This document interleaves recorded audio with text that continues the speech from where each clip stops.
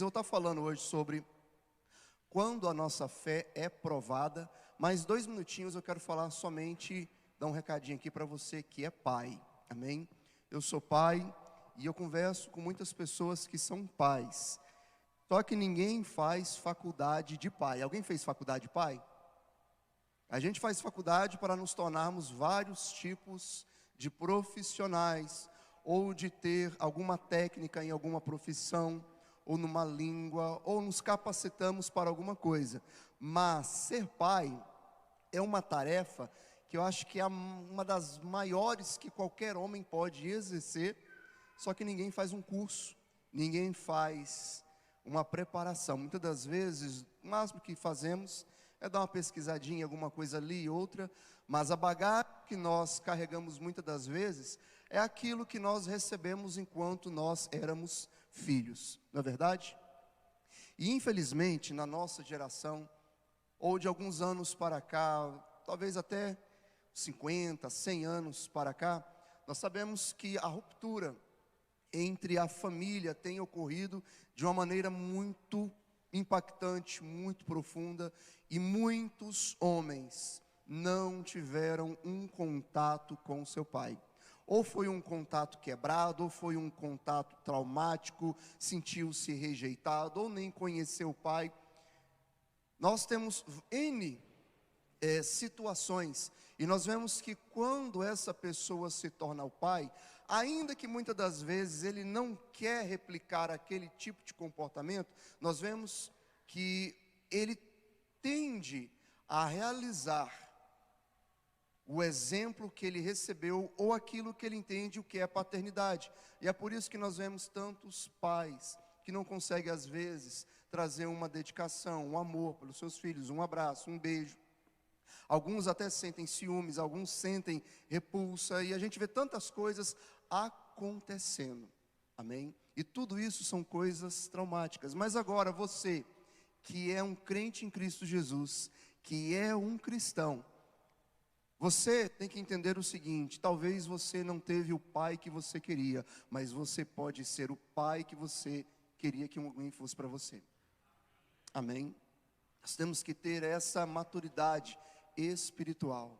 Você que é pai aqui, eu não sei qual a idade que tem os seus filhos, ou talvez você ainda não é pai. Você ainda que não é pai, ou tem filhos pequenos, esse recado é especial para você. Venha ser um pai exemplar. Ainda que possa ser difícil aquilo de você replicar algo que você não recebeu, você tem um exemplo maior do Pai perfeito que é Deus, amém? A nossa paternidade maior e eterna, que não é transitória, porque a da terra é transitória, mas a nossa paternidade que é eterna está com Deus. E nós vemos que Deus é um Deus de perto, não é um Deus de longe, é um Deus que nos chama de filhos, é um Deus que se entregou para nos redimir, para nos salvar, e nós vemos sempre que a morada, que a família, e que o que Deus quer fazer conosco é sempre mostrar o que é ser o Abba, ou seja, o pai verdadeiro, o papaizinho, aquele que está próximo da nossa vida. Então, caso você às vezes ainda não é pai, ou se você é pai, mas você sente alguns conflitos, alguma dificuldade em replicar aquilo que você sabe que tem que fazer, busque a ajuda de Deus. Qualquer coisa, nós estamos aqui também para aconselhar, para orar, para libertar, para curar, em nome de Jesus, amém? Glória a Deus. Às vezes a mulher tem uma sensibilidade maior nessas questões de filiação, mas muitos homens, eu vejo, têm vontade de replicar um comportamento amoroso, mas ele sente dificuldade, porque tudo aquilo que ele recebeu foi uma rejeição muitas das vezes. Mas em nome de Jesus, nós vamos levantar aqui um grupo forte de homens e vamos fazer diferença nessa geração, amém? Hoje eu pensei que ia vir mais um pouquinho de pessoas, que eu queria até depois ao final conversar, porque mês que vem, lá em São José dos Campos, haverá uma conferência de homens, só para homens. E eu vi assim que eles vão estar falando de coisas muito profundas, tanto na questão de paternidade, como o homem se comportar com a sua esposa, um homem segundo o coração de Deus. Então, homens de honra, valentes ali. E eu quero conversar com alguns homens que têm um interesse de a gente marcar, talvez rachar ali o combustível, ver pelo menos sair 2, 3 carros daqui. A gente vai em direção a São Paulo, é uns 1.000 quilômetros. Racha ali o hotel, não é muito caro. A última vez que eu fui, deu R$ 800 de combustível. Então, assim, em 4, 5 homens, fica barato. O hotel, geralmente, a estadia, fica no máximo ali R$ 400. O ingresso não, o investimento, como é que chama? A inscrição é R$ 90. E eu acredito que numa leva de homens para lá, quando a gente chega, todo mundo que vai, chega sempre cheio de Deus. E a gente quer tá passando para a igreja essa unção e nos aprofundando naquilo que Deus tem para fazer no ser homem aqui da nossa comunidade, em nome de Jesus, amém? Então, talvez se você quiser depois conversar comigo ao final, ou semana que vem a gente chama aqui algumas pessoas. Se tiver aqui um grupo bom, de alguns homens com 2, 3 carros, a gente dá para fazer uma mini caravana, vamos lá e recebemos e depois aplicamos aqui na igreja aquilo que nós estamos aprendendo, aquilo que nós vamos aprender lá em nome de Jesus, amém? Queridos, quem vai lá volta impactado, porque eles estão vivendo um grande avivamento e queremos sentir isso aqui também na nossa comunidade, em nome de Jesus, amém? Glória a Deus. Abra sua Bíblia então no livro de 1 Pedro, capítulo de número 1. 1 Pedro, capítulo de número 1, versículo de número 7.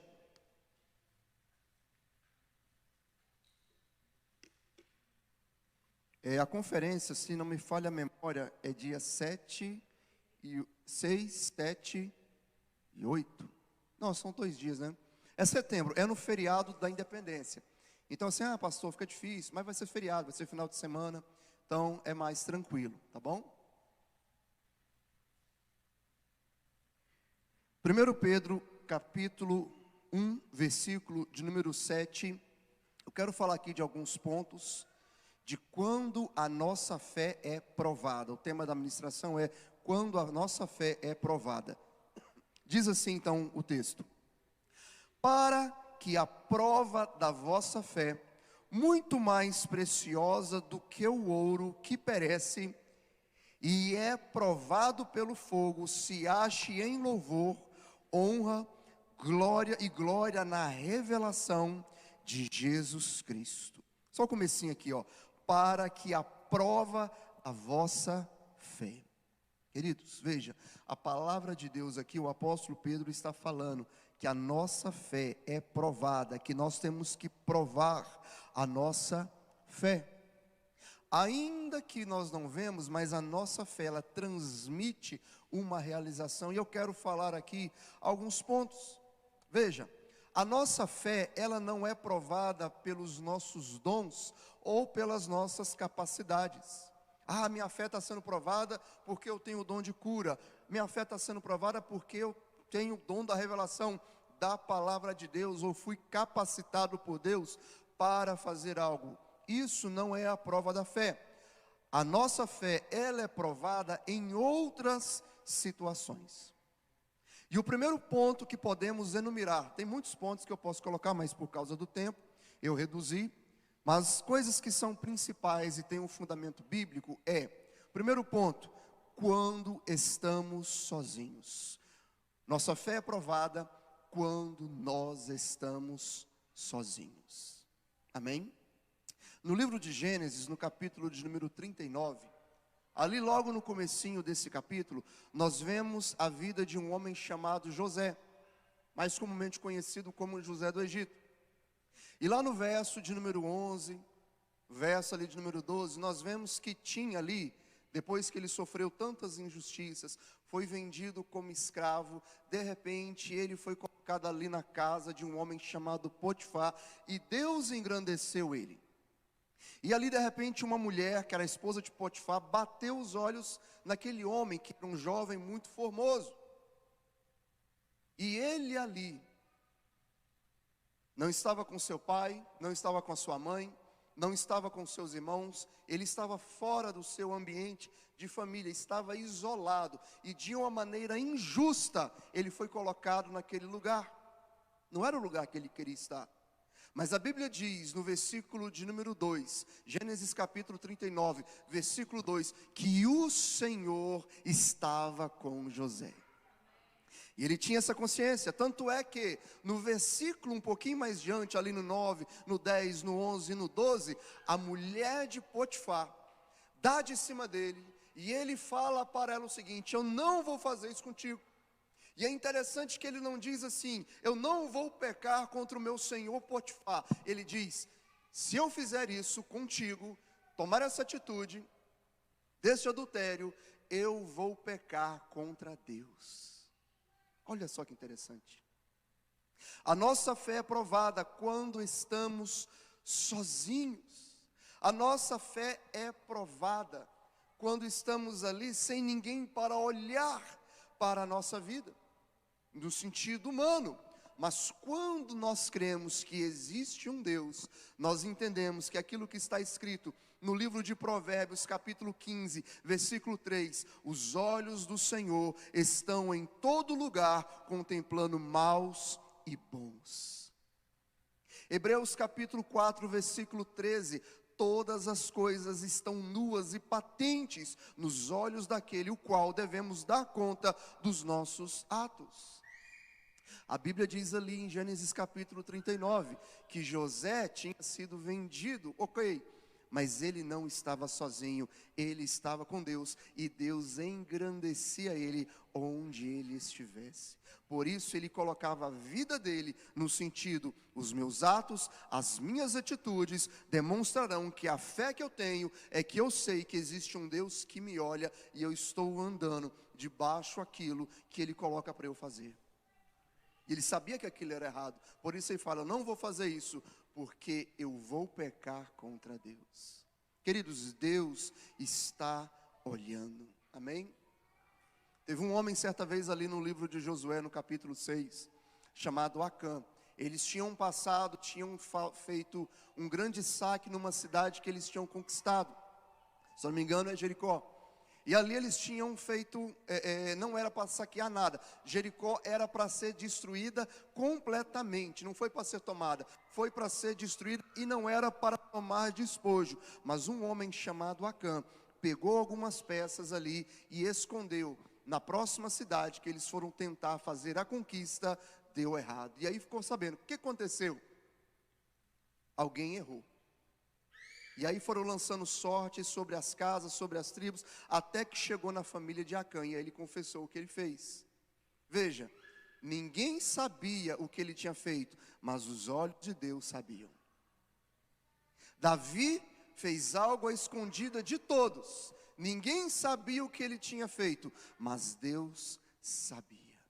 Então nós temos que entender o seguinte: a minha fé, eu creio em Deus. Se eu creio em Deus, eu creio que Ele existe, e que Ele é poderoso para galardoar, como diz ali Hebreus capítulo número 11, versículo 6, aquele que se aproxima dEle, tem que crer que Ele existe, e José cria, porque sabia que Deus estava perto, e é por isso que as atitudes, as ações que ele faziam, era crendo que Deus estava vendo tudo que ele estava fazendo.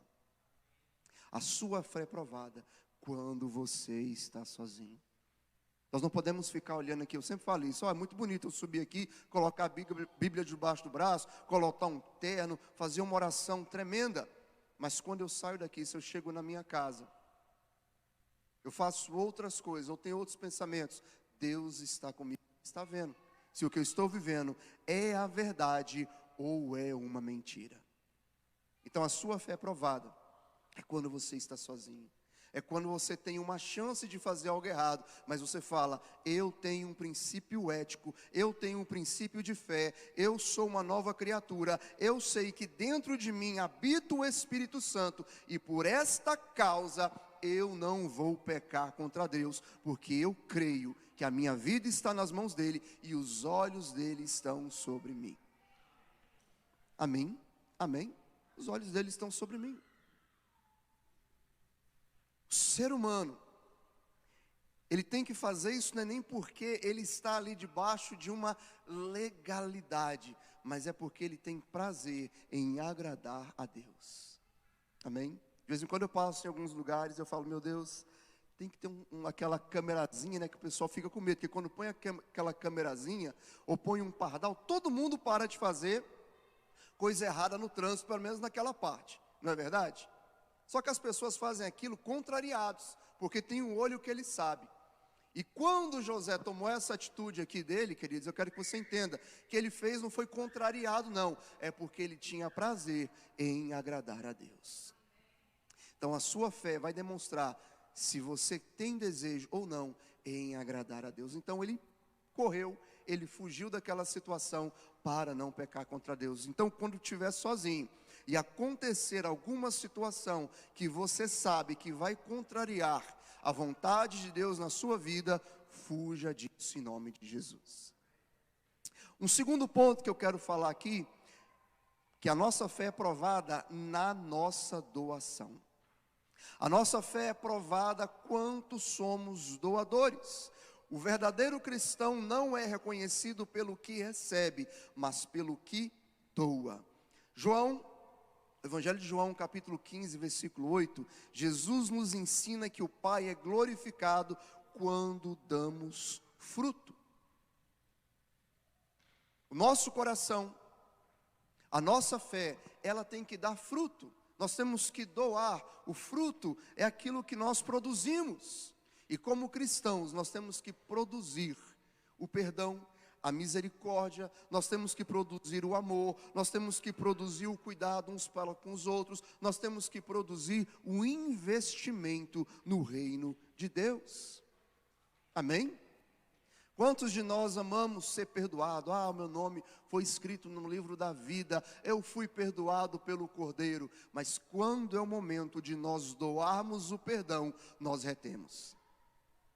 Quando é o momento de nós doarmos a misericórdia, nós não somos misericordiosos. Bem-aventurados são os misericordiosos. Quantas pessoas querem ferir com ferro e fogo? Ele foi tremendamente perdoado, mas às vezes um irmãozinho dá um deslize e ele quer ver aquela pessoa lá na lama, lambendo o chão para o resto da vida.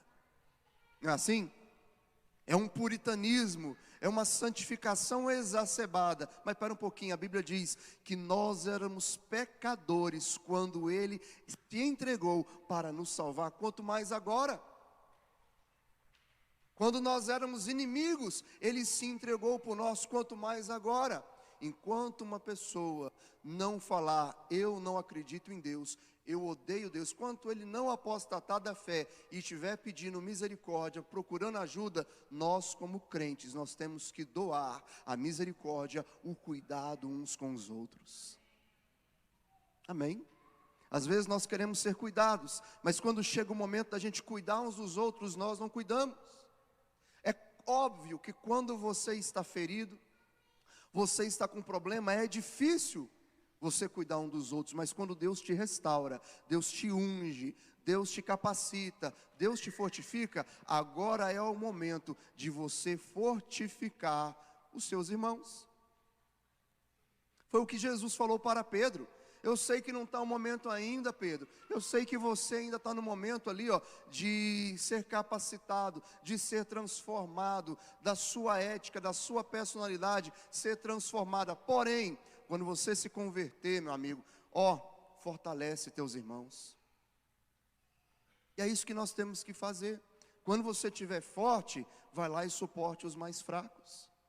Amém? É por isso que é importante, nós fazemos reuniões nas casas, você tem relacionamento com outras pessoas da igreja, porque muitas das vezes você não tem o conhecimento e a capacidade de falar tudo que aquela pessoa precisa ouvir, mas só de você mostrar que você se importa, que você ama com o irmão, isso já faz uma grande diferença. Não é verdade? Já faz uma grande diferença. E como igreja família, nós temos que aprender que a nossa vida é uma vida de doação. Doar o nosso tempo, doar o nosso investimento. Quantas pessoas às vezes ganham muito e investem nada no reino de Deus, não investe o tempo, vem às vezes na igreja 2 horinhas, já fica já doido para ir embora. Queridos, se você quer ver a sua fé ser provada, tenha uma vida de doação. Terceiro ponto que eu posso falar aqui é quando tudo vai bem. A sua fé é provada quando tudo vai bem. Veja, quando tudo está indo mal, quando está passando por um problema, é muito fácil você ver pessoas vindo para a igreja buscar Deus. Meu filho está doente.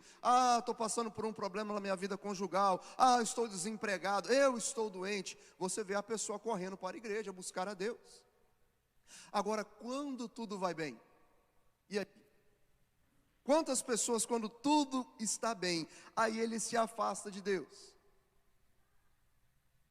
A nossa fé é provada é quando tudo vai bem e você permanece firme em Deus. No livro de Jó, logo no primeiro capítulo, a Bíblia diz que ele era um homem íntegro, reto e temente a Deus. E ele era muito rico, ele tinha muitos camelos, ele tinha muito gado, ele tinha muita propriedade, ele tinha filhos abençoados, era um grande pai. E ele era o mais rico do Oriente. E a Bíblia fala que toda vez ele sacrificava pelos seus filhos e era uma pessoa temente e se santificava por Deus. Veja, ele serviu a Deus quando teve problema, mas também serviu a Deus quando estava sendo tremendamente abençoado e estava tudo bem na vida dele. Não é verdade? Tem pessoas que para servir a Deus parece que tem que estar tudo ruim. Eu acho que tem pessoas que não prospera ou não vai para frente, porque Deus tem que ficar ali, dando chibatada nele, porque se levantar um pouquinho o chicote, vamos assim dizer, né, ele desvia. Tem pessoas que às vezes chegam na igreja com uma mão na frente e a outra atrás. Pastor, ora por mim. Pastor, me abençoa, para que Deus me abençoe. Eu tenho um negócio, é um sonho. E de repente a gente ora, a gente faz campanha e Deus vai abrindo a porta. E aquela pessoa que estava desempregado, de repente começa a abrir um empreendimento. E naquele empreendimento ele bomba. E aquele irmãozinho, ou aquela irmãozinha que ficava lá na porta, eu estou cumprimentando, eu vou ajudar aqui nas cadeiras, eu vou fazer tal coisa. De repente sobe na carne seca, e aí não tem mais tempo para Deus, não tem mais tempo para servir os irmãos, não tem mais tempo para orar, não tem mais tempo para nada. A nossa fé é provada também quando tudo vai bem. Quem está me entendendo, diga amém. A nossa fidelidade a Deus não pode depender da nossa qualidade de vida, mas a fé tem que ser o estilo. Amém? Tá tudo bem agora. Queridos, esse negócio quando está tudo bem e a gente baixa a guarda, só dá problema. É como Davi, está tudo bem, não vou para a guerra não. Deu problema na vida dele. O crente tem que estar sempre vigilante. Ainda que está passando por lutas, estou com Deus, mas estou num período de bonança, estou com Deus, me santificando, me consagrando, doando o meu tempo, clamando a Deus, ajudando os irmãos e andando em conformidade, porque Deus é um Deus também que me vê quando está tudo bem. Amém? Então, queridos, tenha essa maturidade espiritual. Quarto ponto que eu posso falar aqui, o testemunho sendo verdadeiro. A nossa fé, ela é provada quando o nosso testemunho é verdadeiro. A nossa fé é provada. 2 Coríntios, capítulo de número 3, versículo 2, diz assim: somos cartas abertas que devem ser conhecidas e lidas por todos. Nós temos que ter um testemunho tanto para os que são de perto, como para os que são de longe. Nosso testemunho tem que servir para abençoar as vidas, para gerar fé. Muitos não vêm para a igreja, ou pelo menos se escandalizam com a igreja, ou têm dificuldade em servir a Deus, porque nós, como crentes, ao invés de darmos um testemunho, damos um testemunho. Não é verdade? É os testemunhos. A Bíblia mesmo diz: o meu nome é blasfemado entre os pagãos por vossa causa. Ele se dirigindo ao povo de Deus, ao povo de Israel. Ou seja, ao invés do povo ali olhar, aquele é um povo de Deus, eles ficavam escandalizados. Porque muitas das vezes a atitude daquele que se diz povo de Deus escandaliza os de fora. Nós vemos na epístola de Paulo ali, a 1 aos Coríntios, que teve um caso lá, que o rapaz estava tendo um caso com a madrasta, aí lá na igreja. E Paulo falou o seguinte: tem coisas que estão acontecendo aí, que nem os de fora, ou seja, que nem o pessoal que nem crente é, que são pagãos, tem esse costume. Ele chamando a atenção, ou seja, ele estava falando o seguinte: vocês estão dando um mau testemunho, vocês foram chamados, a sua fé está sendo provada no testemunho de vida que vocês estão dando. Não sirva de pedra de tropeço, mas sirva de ponte de reconciliação. Amém? Esses dias atrás mesmo eu falei uma pregação aqui sobre os tropeços. Ai daquele por qual vem o tropeço. Melhor fosse lançar uma pedra no pescoço e amarrar uma pedra no pescoço e se lançar. O grande problema não é esperar os tropeços, os escândalos, eles vão acontecer, mas que eu não venha servir ou ser um agente disso, que a minha vida venha ser um testemunho para glorificar a Deus. Amém? No livro de Atos mesmo, nós vemos que certa vez vieram alguns jovens para exorcizar uma pessoa, e aí o demônio falou o seguinte: ó, eu sei quem é Jesus e bem conheço quem é Paulo, e vocês quem são? O nosso testemunho tem que ser tão forte que até o inferno, que até o inimigo nos conhece, sabendo que nós somos de Deus. Aleluia? Quem está entendendo, diga amém. Quinto ponto que eu posso falar aqui, que eu acho que é um dos mais importantes, é quando, ou seja, o quinto ponto, quando a nossa fé é provada, é quando priorizamos o reino de Deus. Escuta o que eu vou te falar aqui agora. Aquilo que é mais importante terá mais prioridade. Quem ouviu o que eu falei aqui agora? Aquilo que for mais importante para você terá mais prioridade na sua vida. Entenda isso.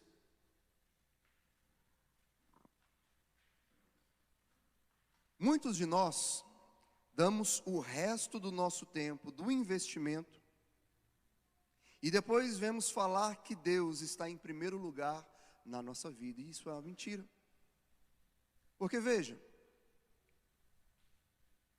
quantos de nós deixamos para Deus o resto? Depois que você trabalhou, depois que você estudou, depois que você fez mil e uma coisa, agora eu vou dar um tempinho para ler a Bíblia, agora eu vou dar um tempinho para orar.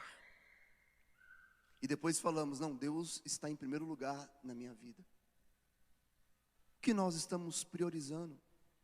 Qual é a nossa prioridade? Em Mateus capítulo 6, versículo 33, nos ensina a buscar o reino de Deus em primeiro lugar. Mateus 6, 33. Mas no verso 21, Jesus diz o seguinte: onde estiver o teu tesouro, ali também estará o teu coração. No capítulo 6 ele vai fazendo esse crescimento. No verso 33 ele fala: buscai pois primeiro o reino de Deus, e as demais coisas vos serão acrescentadas. No versículo 21 ele diz: onde estiver o teu tesouro, ali estará o teu coração. Sabe por que Deus não é a prioridade na vida de muitos? Porque Ele não é o nosso tesouro. Ele não é aquilo que entendemos a presença dEle como sendo o de maior valor, o de maior tesouro para nós. E infelizmente isso prova a nossa incredulidade. Pois veja, no versículo de número 33 que eu acabei de citar aqui de Mateus, capítulo 6, diz o seguinte: buscai, pois, primeiro o reino de Deus. Olha só, e as demais coisas nos serão. O que nós entendemos? Quando eu coloco o reino de Deus, quando eu coloco a presença de Deus como sendo em primeiro lugar, como sendo a minha prioridade, logo terá um efeito colateral, que qual é? As demais coisas nos serão acrescentadas.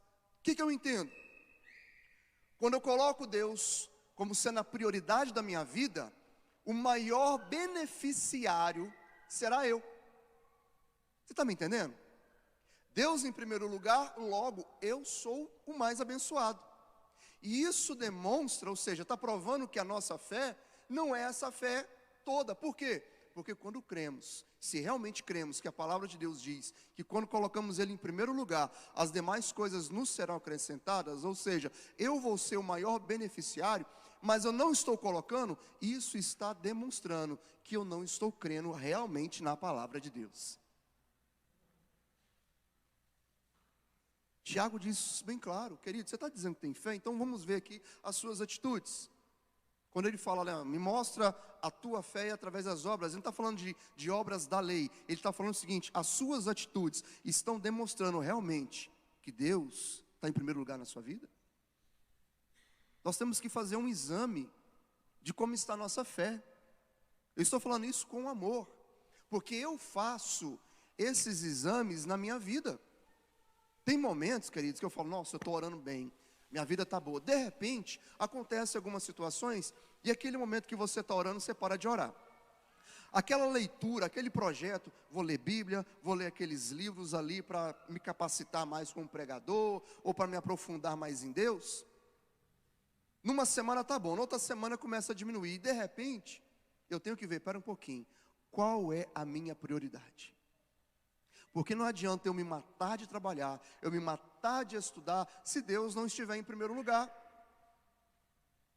Porque a minha vida é um sopro, eu não sei o amanhã, o que me reservará. Não adianta eu criar projetos e não colocar Deus em primeiro lugar, porque Ele pode deixar tudo desandar. Eu acho interessante quando a Bíblia diz que nós temos que ir na casa do luto, porque quando há luto, há sabedoria. E às vezes nós queremos rejeitar, não queremos ver nada com relação à morte, mas a morte demonstra o quanto nós somos limitados, o quanto nós somos frágeis. Não adianta você fazer projetos, queridos. A pastora falou que aconteceu, acredito que até a gente tem que orar depois no final, para que Deus conforte esses familiares e também orar para que esses acidentes não ocorram, porque parece que muitas das vezes acontece um acidente, na outra semana acontece outro, fica uma epidemia. Vocês já viram isso? Vamos orar no final aqui. Mas é interessante porque o homem faz planos, e muitas das vezes esses planos não estão condizentes com o projeto de Deus, e a coisa desanda. Tem um casal que eles estavam dentro deste avião e tiraram uma foto e mandaram para sua filha ou para o filho, coisa do tipo: estamos aqui no avião, estamos saindo daqui agora, daqui a pouquinho estamos aí. Eu sei que tem pessoas que têm medo de viajar de avião, mas queridos, só naquele dia, aquele avião já tinha feito 3 voos. O avião é o meio de transporte mais seguro, porque, não sei se você sabe, por dia no Brasil, acontecem mais de 1.000 voos. Estados Unidos, por dia, acho que é 10.000 voos. Mas vira e mexe, assim como existe um ganhador da loteria, existe uma loteria também do avião, uma hora um cai. E nesse caso, infelizmente, tiveram esses. Todo mundo, quando subiu naquele avião, por mais que algum deve ter pensado, isso aqui é perigoso, porque eu já viajei muito de avião. É bom, mas não tem nada melhor quando o avião pousa. Quem já viajou de avião? Sabe o que eu estou falando? Porque quando o avião começa e vai andando, aí depois dá aquela turbina, dá aquela paradinha, né, que começa e agora vai. E você senta assim e fala: meu Deus do céu, não estou no meu habitat natural. E aí ele voa e vai. Dessa vez mesmo que eu fui para o Chile, a gente passou pela Cordilheira dos Andes. Não sei se você já viu aquele filme, esqueci o nome aqui agora, dos uruguaios lá que cai, tem que comer os copos, tudo mais. Tudo vem na nossa cabeça, eu estou voando aqui naquele lugar. E vai subindo, e é frio, vai congelando. Porque pensa, meu Deus, tem gelo na zona? Eu nem sabia disso quando veio para o Chile, se eu soubesse. Agora estão falando negócio de gelo, e lá é só gelo. E eu peguei 1 hora de turbulência, aquela turbulência fica só. Falei, meu Deus, isso não acaba mais não. Desafivelha o cinto, que bom, pode desafivelar. Afivelha o cinto, vamos passar por uma turbulência, não sei o que. Ai, meu Deus do céu, lá vai de novo. Lá vamos nós. E tudo. Mas a gente fala, não, eu já li que turbulência não derruba. É muito comum. E quando você olha para a asa, assim, a asa está assim, ó. O avião está desse jeito. Porque tem gente que acha que a asa de avião é paradinha. Não, ela balança, parecendo um passarinho. Falei, meu Deus do céu. E aí tem hora que as malas começam a cair, é uma benção. Enquanto não caiu a máscara para a gente colocar, tá bom ainda. A gente entra. Mas, queridos, tem um dia que a gente pode mandar, meu destino é tal lugar, e de repente não chega. Tem um jogador de futebol, acho que foi até um jogo contra o São Paulo, um time lá, que esses dias eu mostrei para o Avner. O cara está jogando lá, um tal de Serginho, de repente ele fica assim e cai. Um atleta, uma pessoa que está preparado para aquilo, e morreu no campo. Ou então, quando não morre, de repente acontece uma coisa, o seu projeto muda. Nós temos aqui na nossa cidade, infelizmente, eu oro sempre por ela, para Deus ter misericórdia da vida dela e fazer a vontade dele. Mas uma mulher estava com seu namorado, de boa, comendo, imagina, a gente marca lá, vamos fazer um churrasco na casa? Vamos. De repente uma menina vai lá e dá uma cheirada de pimenta, e aquilo acabou com a vida dela. Uma pimenta. Tem pessoas que às vezes vão para a praia, vou curtir a praia, não sabe que tem alergia a frutos do mar, come ali um camarão, empola, demora e morre. Quantas pessoas às vezes estão de boa e tem um AVC? Queridos, o que eu estou querendo dizer com isso? Quando você prioriza o reino de Deus, você entende, a minha vida está nas mãos dele, então os projetos que eu tenho para ser bem-sucedidos, serão bem-sucedidos, porque Deus vai permitir. Amém? Quem está me entendendo, diga amém. Os maiores beneficiados, quando prioriza o reino de Deus, somos nós. E é por isso, queridos, que muitas portas não se abrem, porque nós não estamos priorizando o reino de Deus. E quando a gente prioriza o reino de Deus, portas são abertas. Queridos, faz um teste. Pastor, será que é verdade? Faz um teste. Comece a escutar os conselhos, as tarefinhas de casa que eu passo aqui. O que eu falo, queridos? Lê lá um livro da Bíblia essa semana, nem que seja ali uma epístola pequena. Vai lá em 1 João. Tira essa semana, acorda às 6 horas da manhã e ora. Nem que seja 10 minutos. Queridos, escuta o que eu vou te falar. Vai acontecer alguma coisa. Eu preguei aqui semana passada sobre a vida de Daniel, sobre o exemplo que ele nos deu. E ele orava 3 vezes ao dia. Nós vemos ali no capítulo 10 de Daniel, o quê? Que um anjo veio falar com ele, mostrando que desde o começo Deus estava ouvindo a voz dele. As orações. Tudo que você faz, priorizando o reino de Deus, saiba, vai ter um resultado. Amém? Glória a Deus. O 6º ponto, só tem mais esse ponto aqui, mais um, e a gente finaliza para orar. O 6º ponto, quando a nossa fé é provada, é quando nós submetemos a nossa vontade à vontade de Deus. É um texto muito batido, Romanos capítulo 12, versículo 2. Você tem que compreender que a vontade de Deus é perfeita, mas você vai se submeter à vontade dEle quando você entender que a vontade dEle é soberana. Ou seja, eu posso ter vontade, mas se a vontade minha não estiver condizente com aquilo que Deus tem para mim, não faço. A vontade dEle tem que se sobressair a mim, os meus desejos. Porque entenda, Esse texto que eu acabei de citar aqui, ele fala muitas coisas, mas tem uma que eu acho muito bonito, fala que a vontade de Deus é perfeita. Fala que é boa, fala que é agradável, mas eu acho interessante esse termo, perfeita. Gente, perfeito significa que não tem imperfeição, que não tem coisa ruim, que não tem mácula, que não tem mancha. A vontade de Deus para a nossa vida é perfeita. Então você tem que aprender a entender, eu vou me submeter à vontade de Deus. Amém? A vontade de Deus é soberana. Eu me submeto. Você tem o seu arbítrio aí de falar, não vou fazer isso. Ok, mas você sabe muito bem que se você seguir os desígnios, os desejos do seu coração, a sua vontade, ao contrário de Deus, não é perfeita. Amém? Eu posso escolher vários caminhos, mas o caminho que eu quero andar é o caminho de Deus. É isso que eu vou fazer. Eu vou me submeter. Ainda que eu queria trilhar, ainda que o meu coração, ainda que a minha carne deseja certas coisas, eu vou me submeter à vontade de Deus, e a minha mente, através do poder que há na palavra dele, vai ser renovada, restaurada, curada, e eu vou compreender que a vontade dele é sempre melhor do que qualquer coisa que passar no meu coração. E por último aqui, a nossa fé é provada. Sétimo ponto, quando dependemos de Deus.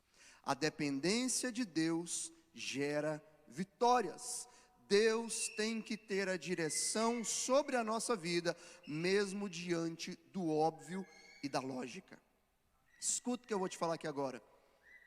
Você tem que aprender a depender de Deus. Dependência às vezes tem um sinônimo de fraqueza. Eu sou um dependente, sou dependente dos meus pais, eu sou dependente do amor daquela pessoa. Mas veja, a dependência de Deus gera em nós, na verdade, a fortaleza. Nós somos fortes, porque quando dependemos de Deus, escuta, quando você depende de Deus, aí que vem as vitórias. Ainda que é algo óbvio ou lógico, não faça nada sem antes consultar o conceito, o conhecimento, o conselho de Deus. Nós vemos isso muito na vida de Davi. A Bíblia fala que Davi era um homem segundo o coração de Deus. E na vida dele como rei, a coisa mais comum é você ver Davi consultando ao Senhor em tudo o que ele ia fazer. Ainda que ele tinha tido uma vitória, ainda que o contexto, a situação ao seu redor era algo lógico daquilo que ele poderia fazer, ele preferia consultar a Deus. Teve uma certa ocasião que vieram saqueadores ali, Saul estava nem tchum, e saquearam uma cidade ali chamada Keila. Davi já tinha tido uma grande vitória, e de repente, se você olhar na situação, o povo de Keila, eles odiariam Saul e amariam Davi. A lógica estava fazendo isso. Mas ele falou, vou consultar ao Senhor. E Deus falou, não vai para Keila, porque se você for para Keila, eles vão te entregar a Saul. A lógica dizia, o pessoal está com problema com o rei. E você é uma pessoa vitoriosa, você é uma pessoa querida. A lógica está dizendo, eu vou para lá. Mas ele, pera um pouquinho. Ainda que o óbvio e a lógica está falando que eu posso ir sem problema, deixa eu consultar ao Senhor. E Deus falou, ainda que o óbvio e a lógica está falando para você ir, eu estou dizendo, não vá, porque quando você bater o pé lá, eles vão te entregar para Saul. Davi tinha acabado de ter uma vitória, o exército está com sangue no olho, está com a faca nos dentes, vamos guerrear. Davi falou, pera um pouquinho, vamos consultar ao Senhor, se é para subir, e se for para subir, qual a estratégia? E Deus falou, pera um pouquinho, você vai subir, mas não é da outra forma, igual você teve aquela vitória não, vou te dar uma outra estratégia, você vai por detrás ali, e ensinou qual era o caminho, a estratégia da guerra, a estratégia para ele sair vitorioso. Sabe por quê, queridos? que é importante você ter a sua fé provada na dependência de Deus, para mostrar se você está andando em humildade ou em orgulho. Amém? Está me entendendo? Tem pessoas que tomam as suas decisões na sua vida sem consultar a Deus e quebra a cara. Estou mentindo? Não. Eu quero é assim. Eu acho que Deus está falando no meu coração, mas queridos, eu sempre falo, a palavra de Deus, ela é a nossa fonte, vamos assim dizer, da prova. Tem aquele negócio da matemática, eu tenho muito tempo que eu não estudo matemática no sentido, igual era ali no primário, que hoje em dia é ensino fundamental, mas eu lembro que quando a gente fazia os cálculos, no final tinha a prova dos 9, que é algo que você faz ali, para saber se realmente aquele resultado é o certo. Não é assim, Jadvilson? É o mesmo nome ainda? Prova dos 9? Mudou também o nome? Está mudando tudo, né? Mas é a mesma coisa. Hã? Alguma coisa reversa? Não entendi o que você falou. Operação reversa. Mudaram o nome. Mas é a mesma coisa, né? A prova dos 9, que da minha época. Sou uma pessoa jovem. Amém? E a Bíblia é a prova dos 9. Tem coisas que a Bíblia não deixa muito claro, eu entendo. Mas a Bíblia nos dá um direcionamento em muitas das coisas. Por exemplo, nem tudo que, por mais que venha a ser lícito todas as coisas, nem tudo nos convém. E há outras coisas, queridos, que estão escrachados na palavra de Deus. Amém? Está muito claro. Com relação, por exemplo, à nossa vida conjugal. Eu me casei com alguém, mas eu descobri que aquela pessoa ronca muito alto. Eu vou largar você, mas espera um pouquinho. Qual base bíblica que você está tendo para isso? Rapaz do céu, eu quero fazer amizades. Eu disse até semana passada, né? Relacionamento, a gente tem que relacionar com todo mundo. Um crente com um descrente, porque a gente está no mundo. É impossível você não ter. Mas aí, eu dei um conselho também, igual o Daniel. Ele escolheu as suas amizades com base nos seus princípios e principalmente no temor de Deus, ou seja, aqueles que iriam influenciar a sua vida. E a Bíblia nos ensina que as más conversações corrompem os bons costumes. Em Coríntios diz, não se põe em julgo desigual com o infiel. E quantas pessoas estão se aliançando, estão criando amizades, estão sendo influenciadas por pessoas que não têm nada a ver com Deus. E aí depois nós perguntamos, tem coisas dando errado na minha vida, está tudo dando para trás. É no meu trabalho, eu estou infeliz, não vai para frente na família, não vai para frente em nada. Sabe qual é o grande problema? Está faltando nós nos humilharmos e falar, eu vou depender de Deus, eu vou depender do conselho de Deus, eu vou ser direcionado conforme a vontade de Deus na minha vida. Amém? Queridos, antes de você fazer qualquer coisa, antes de você tomar qualquer decisão, seja para casar, seja para namorar, seja para trabalhar, seja para criar na sua cabeça um projeto, um plano, consulte se é a vontade de Deus. De repente chega alguém aqui, pastor, rapaz, eu tive um desejo no meu coração, Deus mandou eu abrir uma zona. Deus mandou eu abrir um motel que tem ali o polidense e chamar as primas. Eu estou falando isso, gente, porque tem uma vez que eu vi uma entrevista de um cara que era desses lugares e falava que era crente. Sério mesmo. E orava para Deus abençoar o negócio dele.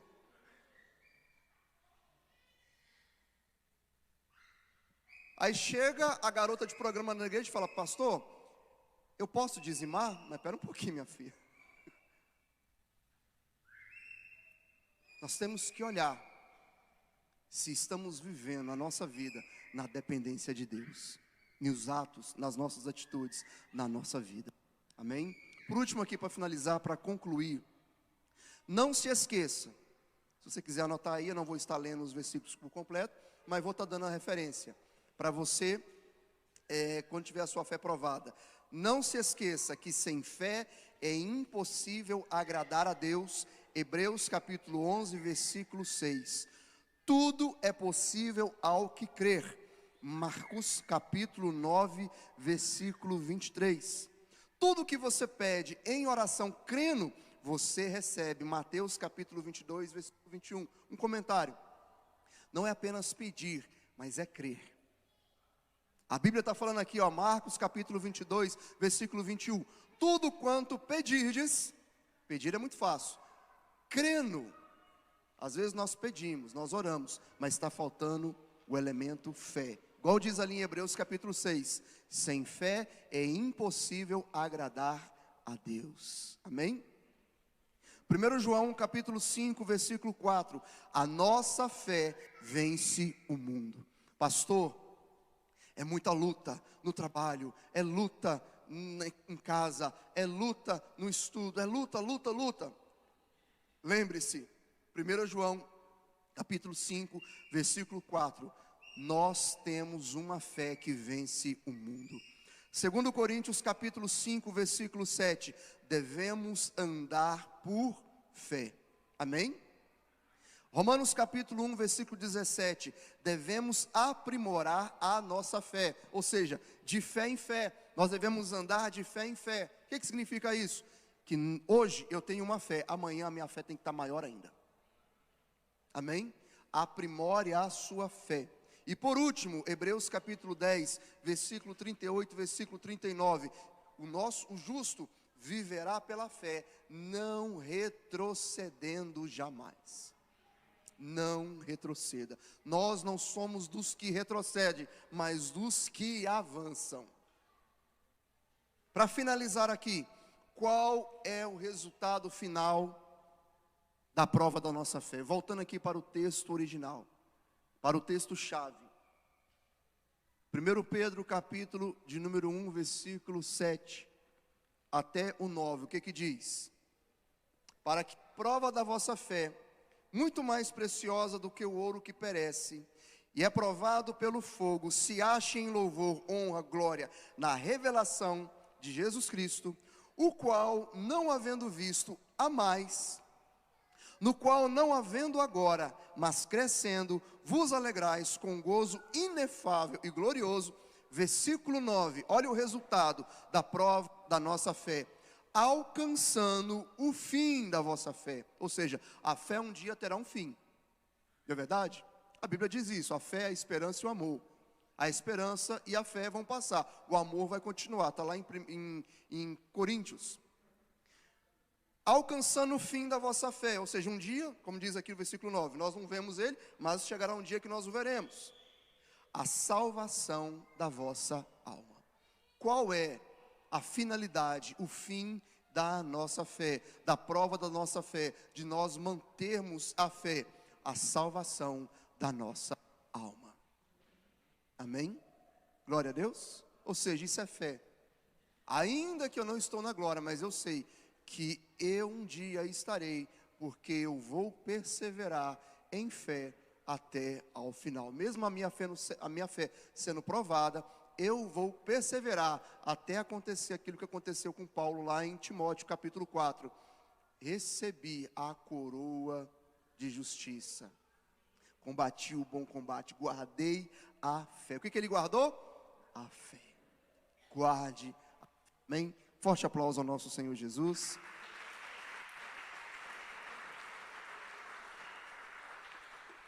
Se coloca de pé, vamos orar e depois finalizar o culto de hoje.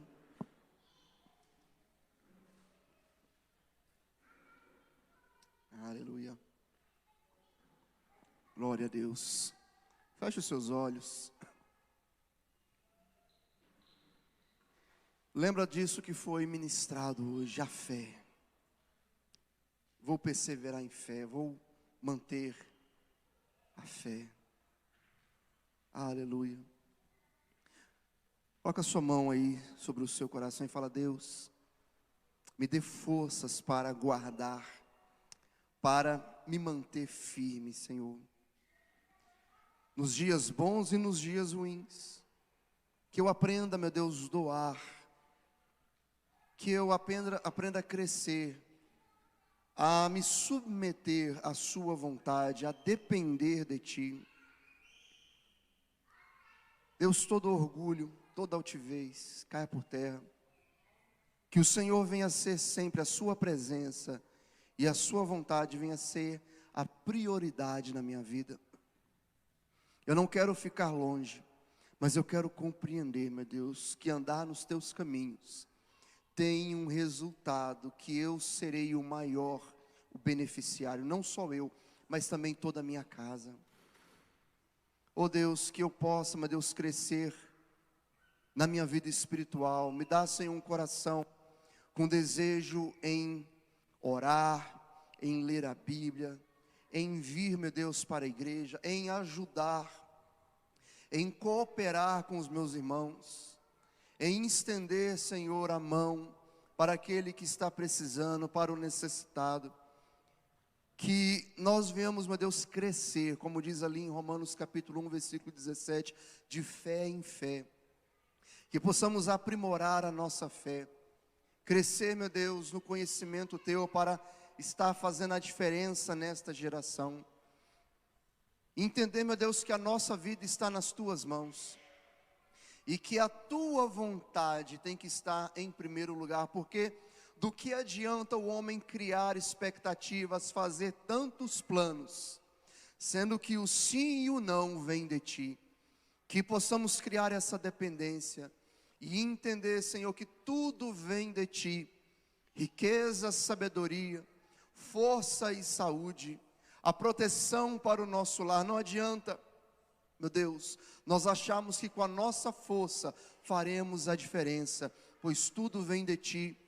Não adianta nós termos uma grande sentinela, um grande vigia humano sobre nós. Em vão vigiará, se o Deus de Israel não guardar a nossa vida. Por isso, nós colocamos diante de Ti, vivendo na dependência do Teu amor, da Tua graça, da Tua misericórdia, que possamos viver, Senhor, a vida que Tu tens para nós, andando e caminhando de fé em fé, de graça sobre graça, mantendo firme, meu Deus, na convicção, como diz ali em 1 Pedro capítulo 9, para alcançarmos o fim, a finalidade da nossa fé, que é a salvação da nossa alma. Do que adianta o homem ganhar o mundo inteiro, alcançar tantas coisas, mas no final está perdido? Senhor, que nós venhamos, meu Deus, velar pela nossa fé, guardando a nossa fé, que ela possa ser provada mediante as nossas atitudes, baseadas no Teu Espírito, nos capacitando, nos direcionando para crescer, para viver, meu Deus, aquilo que o Senhor tem para realizar nas nossas vidas, em nome de Jesus. Ora pela pessoa aí que está do seu lado, se for seu cônjuge, melhor ainda, seus filhos, você que é pai, ministra aí na vida da sua família, você que está sendo um líder, você que talvez não está com seu esposo, mas está ali com seu parente, ora com o seu parente, ora uns pelos outros, coloca a sua casa diante de Deus, ainda que seus filhos não estejam aqui na igreja, mas coloca diante de Deus, amém? Fala: Deus, eu quero ser provado, mostrando que a minha casa vai ser um pedacinho do céu, é diferente, em nome de Jesus.